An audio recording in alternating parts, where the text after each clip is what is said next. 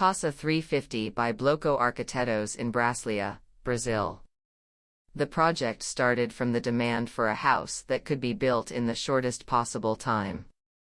All its modularity, finishing options and choice of structural materials are based on this premise. The option for the use of metal structure was therefore due to the available budget, the availability of raw materials in the market at the time of the project, and the speed of assembly of the structure. On the other hand, other secondary items of the work, such as wooden ceilings and ground floors, were assembled and/or built by local labor.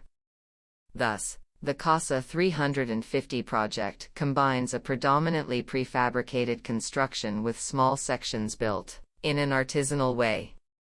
The house program was organized in a two-volume plan overlaid perpendicularly, with a regular grid of 350 by 350 centimeters in metal structure, hence the name of the house, with the pillars on the perimeter of the internal spaces and around its vertical circulation.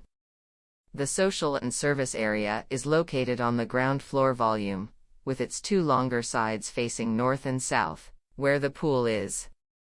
Meanwhile, the upper volume houses the bedrooms, with all its openings facing the rising sun.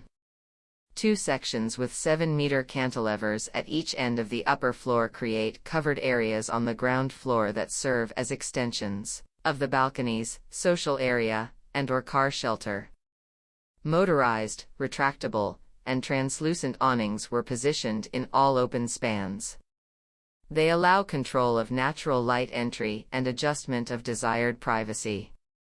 While all the floors on the ground floor were built with cast-in-place concrete, the floor slabs of the first floor and the roof are of the steel deck type. All internal walls are of the drywall type, while all external perimeter walls of the house were executed in common masonry. The blind walls that do not have protective eaves received cladding of composite aluminum panels, as well as their external ceilings. The rest of the external walls have plaster and paint finish.